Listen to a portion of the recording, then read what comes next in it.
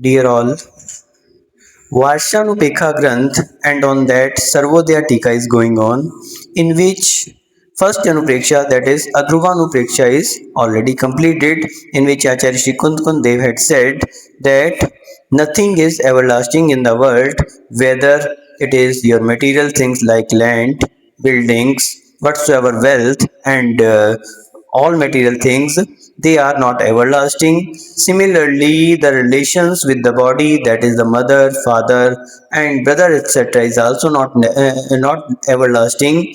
Thereafter, the things relating to your body, whether it is your five senses, the strength of the body, then whatsoever beauty and the youthness, these all are also not everlasting, and even your body itself is not everlasting, only your soul is everlasting. So that's why we should take care of our soul, not of the body. These things have been already described by Acharya Virak Saviji Maharaj in the Sarvodaya Tika in the first Anupreksha, that is the Adhuka Anupreksha. And now the second Anupreksha, that is Ashtana Anupreksha, is going on, in which Acharya Shri says that these things cannot give you the shelter. These things also cannot give you the shelter, and in this context, Gatha number 8 had already completed, in which Acharya Shri Kund Dev has said that money means the jewels, thereafter mantras, then Aushai means the medicines, Aushadhi medicines, Rakha means the equipments of the safety, thereafter the elephants, the horses, Rathas, and the all types of Vidyas. These things can give you the shelter only up to the time your lifespan is pending, and once your life is over, nothing can save you from the death. So that's why you cannot take the shelter of these things. These things we had seen in the gatha number 8. Now gatha number 9 had already been started, in which Acharya Shri Kund Dev said that even the king of the Swarga, that is the Swadharmendra, he himself is so much powerful that he can take care of the Swarga even then, and a lot of approximately 20,000 devas are with him, that is called Samanikas, and approximately 3 lakhs bodyguards. 3 lakh bodyguards, that is the Angrakshak, means Atmarakshak. So Atmarakshak Devas, that is the bodyguard, they are of approximately 3 lakhs in the quantity. They are with him, and Vajra is his Shastra. So such powerful person, at the time of death, these all things cannot save him from the death. So Dharma Indra, who himself is so much powerful, 20,000 Samanik Devas are with him, 3 lakh bodyguards they are having, and approximately more than 1 crore Devas are with him, and heaven, heaven is his house.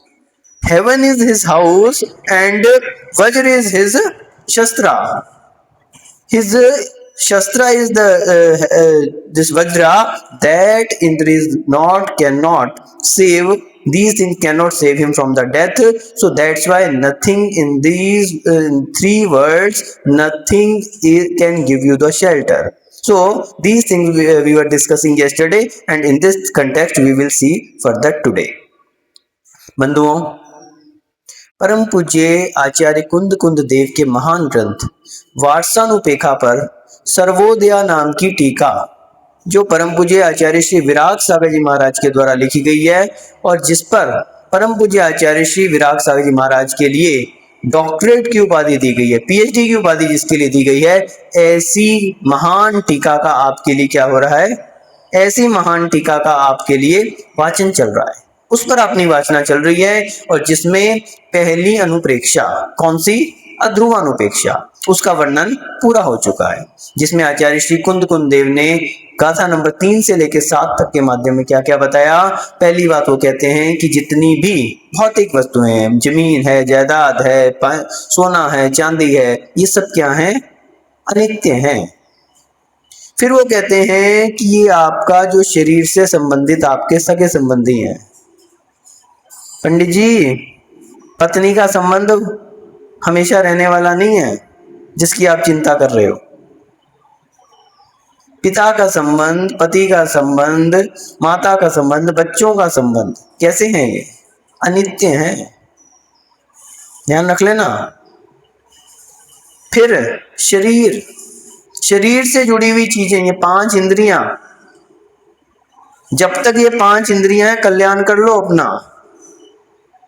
यावत् स्वस्थ शरीरम यावत् च इंद्रिया संपदा तावत् आत्म कल्याण कुर्यात् मरणांत के किम करिष्यसि।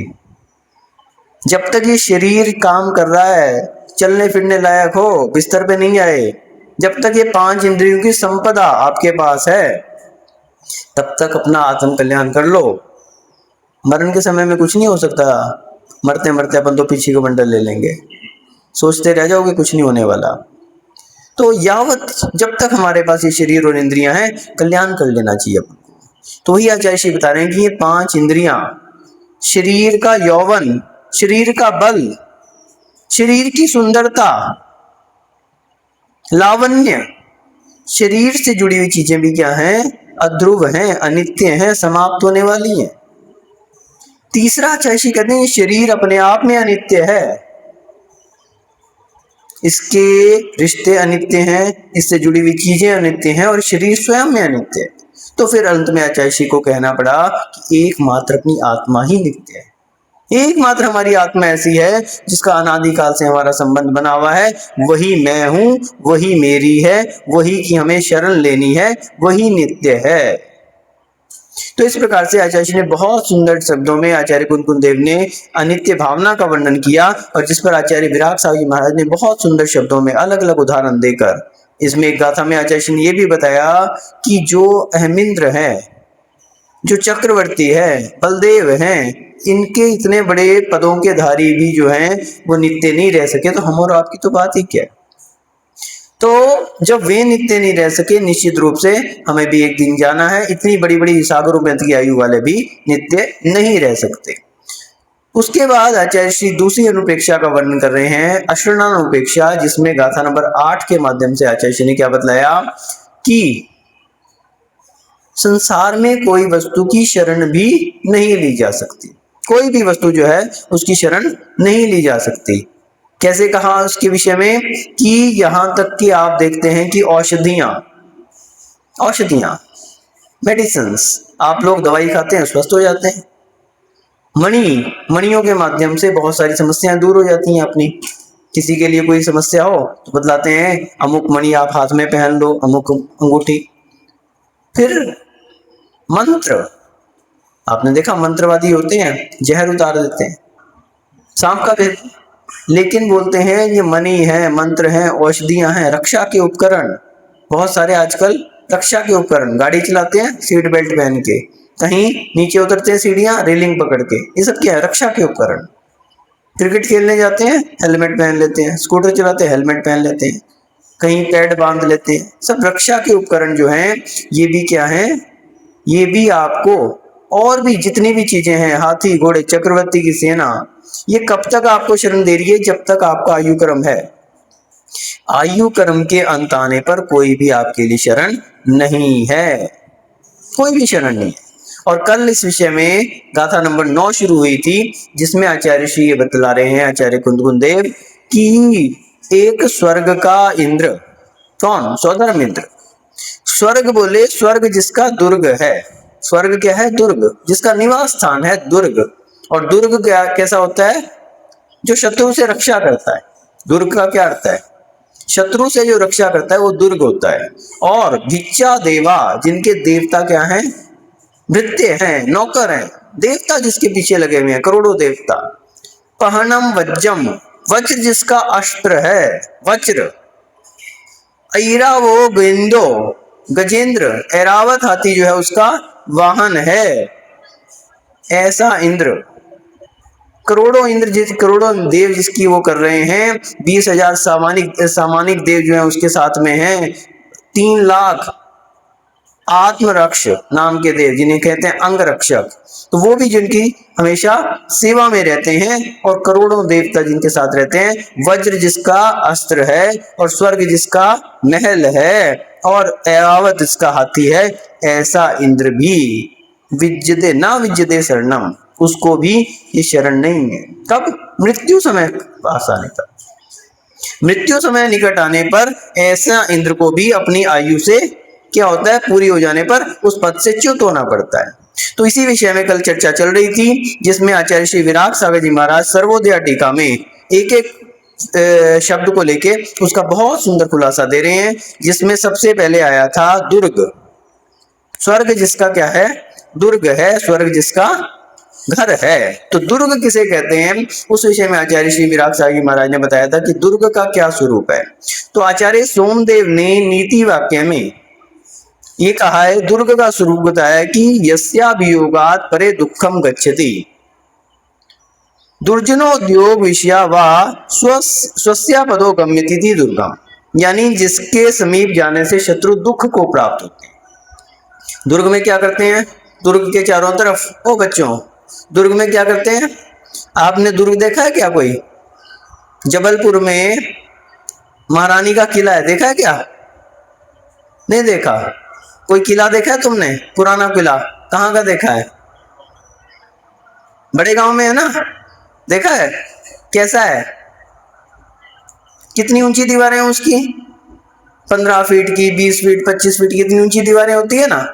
तो जहां 25-25 फीट की दीवारें हैं, कोई चढ़ नहीं सकता जहां पे, ऐसा दुर्ग होता है।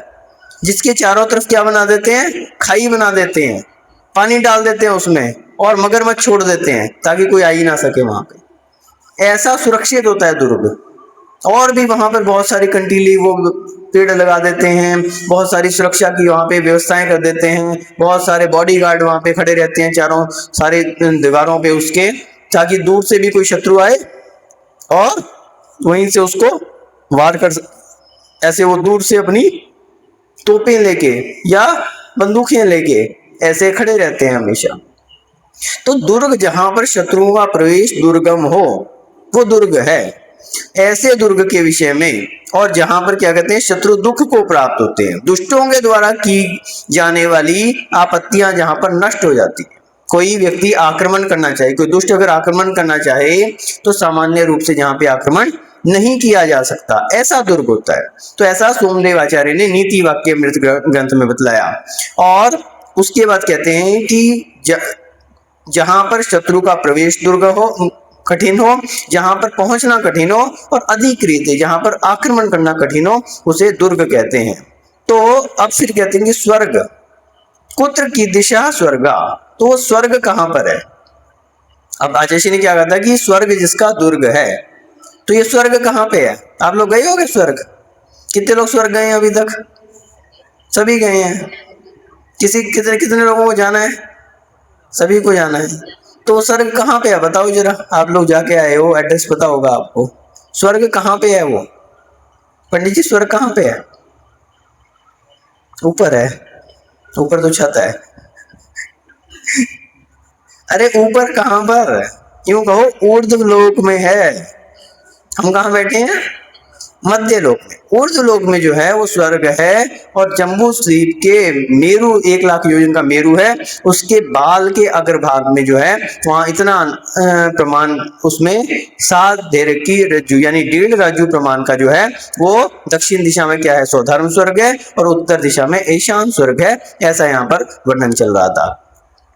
और इससे आगे आचार्य ने बताया कि उस स्वर्ग के विषय में कि पहले तो स्वर्ग का जो देवता है यानी स्वधर्म इंद्र, वो स्वयं इतना सक्षम है कि वो अकेला ही उस स्वर्ग की रक्षा कर सकता है, पूरे स्वर्ग की। फिर उसके साथ इतने सारे अणिमा महिमा आदि रिद्धियों से संपन्न देवता हैं, 20,000 उसी के समान सामर्थ्य वाले सामानिक देव हैं। और इसके बाद कम से कम 20,000 और अधिक 84,000 इतने सामानिक देव, और आत्मरक्षक 3 लाख आत्मरक्षक, और इसके बाद अनेक 7 प्रकार की सेना, 7 प्रकार की सेना, तो वो जो है वहां पर रहती है। और इसके अलावा बहुत सारे कोट्याधिक देव यानी करोड़ों से भी अधिक जो है वहां पर देव रहते हैं। ऐसे स्वर्ग में, ऐसे क्या है, स्वर्ग में भी इंद्र सुरक्षित नहीं है। आयु कर्म नष्ट हो जाने पर ये सारी की सारी सुरक्षाएं उसके लिए, उससे वो शरण नहीं ले सकता। आगे कहते हैं देवादुच्चः, यानी देवता जिसके क्या है, नौकर हैं। स्वर्ग तो उसका दुर्ग है, और देवा भिक्षा यानी भृत्य हैं उसके देवा। तो देवा भृत्या किंकरा भवंती, तो देव क्या है उसके, भृत्य यानी के नौकर हैं, किंकरा यानी कि सेवक हैं। इंद्र से सेवायाम निर्दहा आभियोग्य देवा, तो इंद्र की सेवा में कौन लगे रहते हैं, आभियोग्य देव। आभियोग्य देव आप पढ़ते हैं ना, ऐरावत हाथी कौन सी जाति का है ये, आभियोग्य जाति का, जो स्वधर्म इंद्र के लिए ऐरावत हाथी के रूप में 1,00,000 योजन का क्या बना देता है, विस्तार बना लेता है, हाथी के रूप में परिवर्तित होता है। ऐसे बहुत सारे आभियोग्य जाति के क्या है, देव उनकी सेवा में निरत रहते हैं। सेवायाम निरता, सेवा में निरत रहते हैं।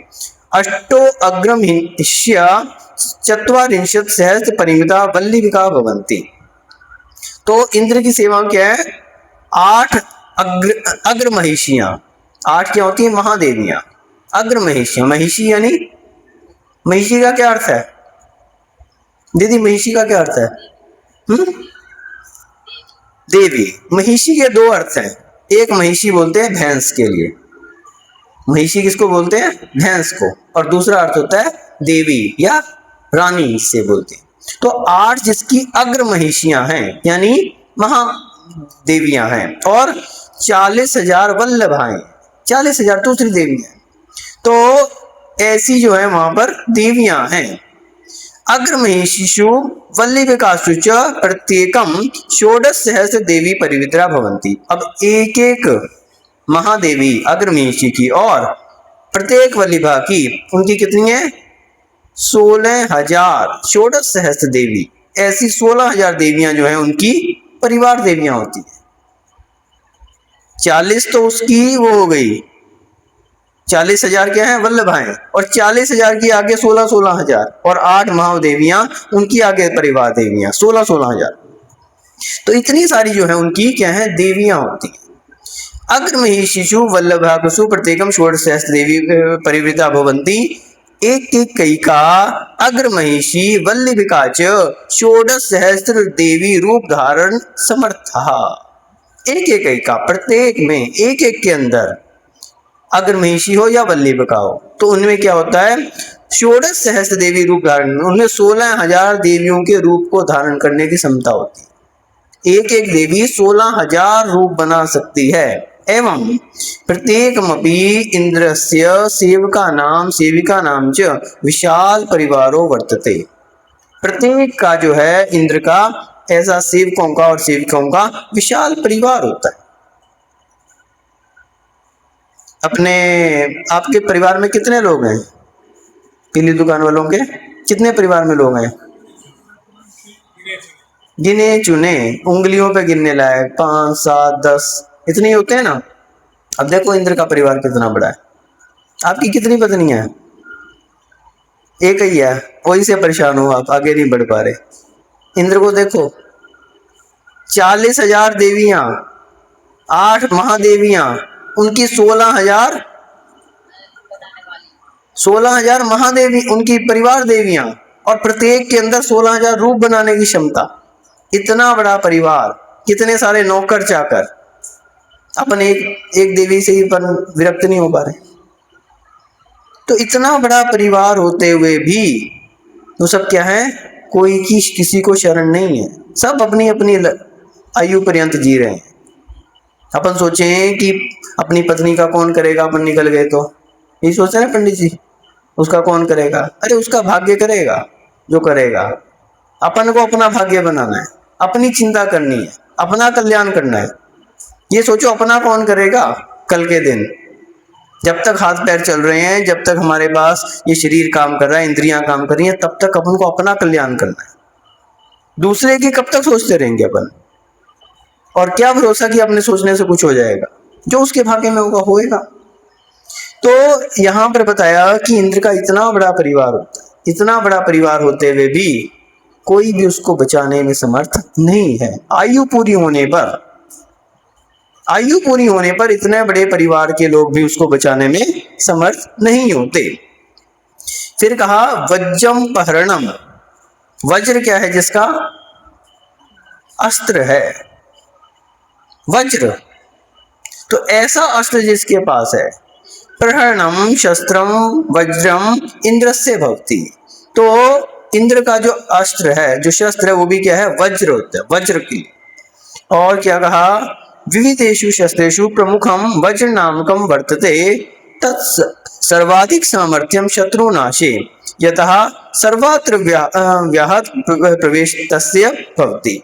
क्योंकि बोले कि जो जितने प्रकार के शस्त्र हैं, कितने प्रकार के शस्त्र होते हैं? तलवार है, भाला है, कहीं आपकी तीर कमान है, कहीं आज के समय में बंदूक है, तोप है, और आजकल तो मिसाइल्स आ गई, बड़ी बड़ी मिसाइल्स आ गई, एक क्षण में पूरी दुनिया को नष्ट करने की ताकत रखने वाली। लेकिन इनसे भी बढ़ के अगर कोई अस्त्र होता है, वो शस्त्र होता है, वो क्या है? वज्र। वज्र के प्रहार से इंद्र के अंदर इतनी सामर्थ्य, इंद्र के एक छोटे से देव में भी इतनी सामर्थ्य होती है, पूरी जम्बू द्वीप को पलटने की ताकत। ये मिसाइल में तो कितनी ताकत है? एक छोटा सा हिस्सा है ये पूरा वर्ल्ड। जम्बू द्वीप का 170वां भाग तो क्या, 190वां भाग तो क्या है? भरत क्षेत्र है। जितनी भी आपकी खोजें होगी साइंस की, बस वो भरत क्षेत्र तक ही लिमिटेड है। और भरत क्षेत्र के अंदर ये सब कुछ आ गया आपका, जितना भी आपको साइंस जहां तक पहुंच पा रही है आपकी। और वो तो पूरे जम्बू द्वीप की बात कर रहा है, एक क्षण में पलटने की ताकत रखता है। तो ऐसा वज्र जिसका क्या है? शस्त्र है। और उसकी क्या विशेषता बताई कि सर्वाधिक शत्रु नाशे सामर्थ्यम, शत्रु को नाश करने की उसकी सर्वाधिक क्षमता होती है, क्योंकि उसका प्रवेश अव्याहत बिना रुकावट के होता है। कहीं पर भी उसका रुकने की काम नहीं है, वो जहां चाहे इंद्र जो है प्रवेश कर सकता है। दीवार के अंदर से भी पहुंच सकता है, पहाड़ के अंदर से भी निकल सकता है, कहीं भी वो प्रवेश कर सकता है। और वज्र उसका जो है अस्त्र रहता है। यानी इतने बड़े अस्त्र को, जो जम्बू द्वीप को पलटने की ताकत रख रहा है, इतना बड़ा अस्त्र जिसके पास वज्र है, वो भी कैसा है? अशरण है, उसके लिए भी शरण नहीं है। काल एक इतना बड़ा शत्रु है, मृत्यु एक इतना बड़ा शत्रु है, उससे कोई नहीं बचा सकता। बाकी सारे शत्रुओं को आप नाश कर दो, लेकिन मृत्यु जैसे शत्रु से कोई बच आज तक नहीं सका और ना ही बचा जा सकता है। फिर कह रहे हैं ऐरावतो गजेंद्रो। तो क्या बताया कि ऐरावत जिसका क्या है? गजेंद्र है, हाथी है। ऐरावत नामा गजेंद्रोपि शक्रेंद्रस्य विशिष्ट वाहनम भवति। तो ये ऐरावत जो है, आपको पता है, एक विशेष प्रकार का वाहन होता है। किसका? गजेंद्र का, यानी इंद्र का, शक्रेंद्र का जो है, ये एक विशेष हाथी जो है वाहन होता है। अत्रेदम बोध्यम, ऐसा जानना चाहिए यहाँ पर, अयम गजेंद्र देव एव भवति न तत्र त्र्यंचो न भवन्ति। तो ये क्या है? देव है, कोई त्र्यंच जाति का नहीं है। ये ऐरावत क्या है? देव होता है। अत्र ततः अतः दक्षिण दिक्पाल एव स्वविक्रिया शक्तिया गजेंद्र रूपता दधाति। तो शक्ति के द्वारा एक दक्षिण दिक्पाल नाम का जो रहता है देव, क्या करता है? अपनी विक्रिया शक्ति से हाथी का रूप ले लेता है। एव मणिकेशवपि गज तुरगादि विषय बोध्यम। तो इस प्रकार से उसकी जो सेना होती है, उसमें भी हाथी घोड़े होते हैं। तो हाथी घोड़े, उसकी सेना में भी 7 प्रकार की सेनाएं होती हैं, उसमें भी बहुत सारे हाथी घोड़े सब होते हैं।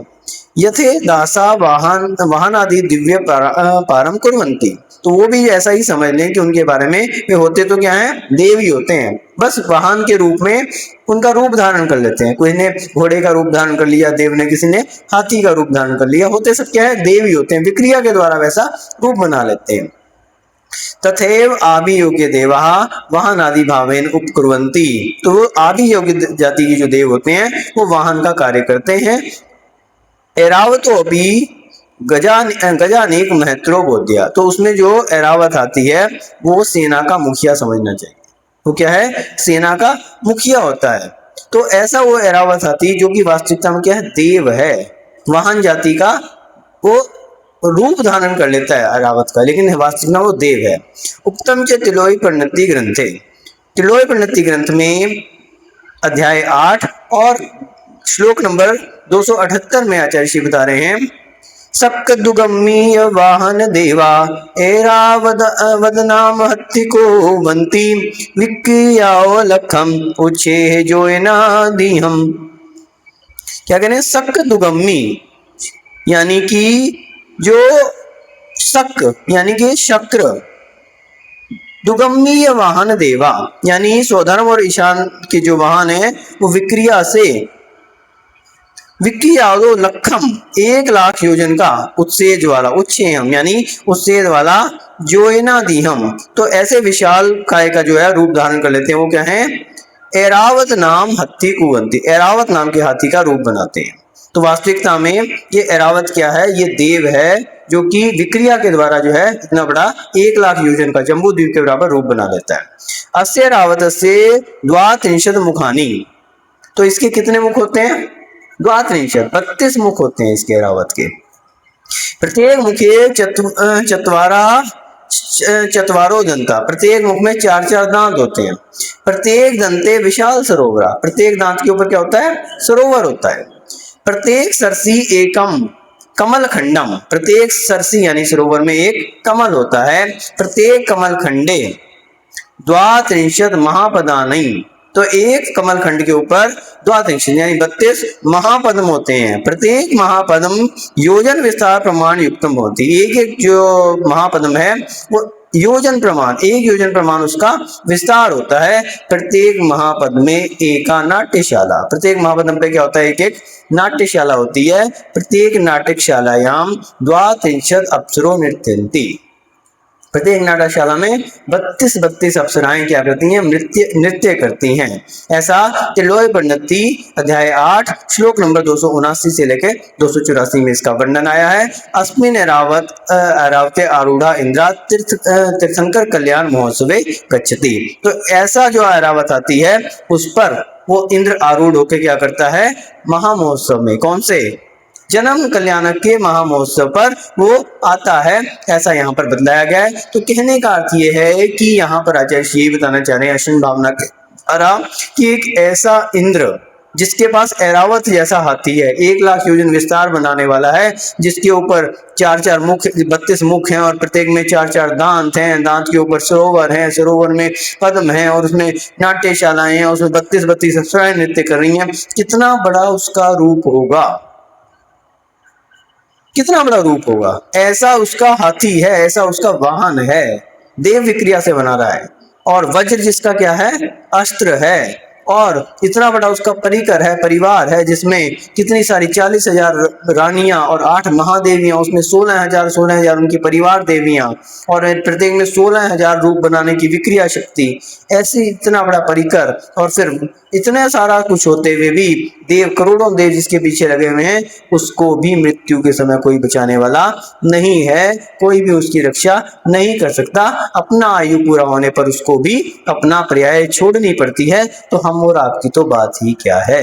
इसलिए जितना जीवन हमारा शेष है, इस संसार को आसार मानते हुए, अशरण मानते हुए, एकमात्र निज आत्मा की शरण लेनी चाहिए, धर्म की शरण लेनी चाहिए। और धर्म की शरण लेके अपने जो थोड़ी बहुत आयु बची है, सुशील जी ध्यान रख लेना, कितनी का आयु बची है कोई भरोसा नहीं है।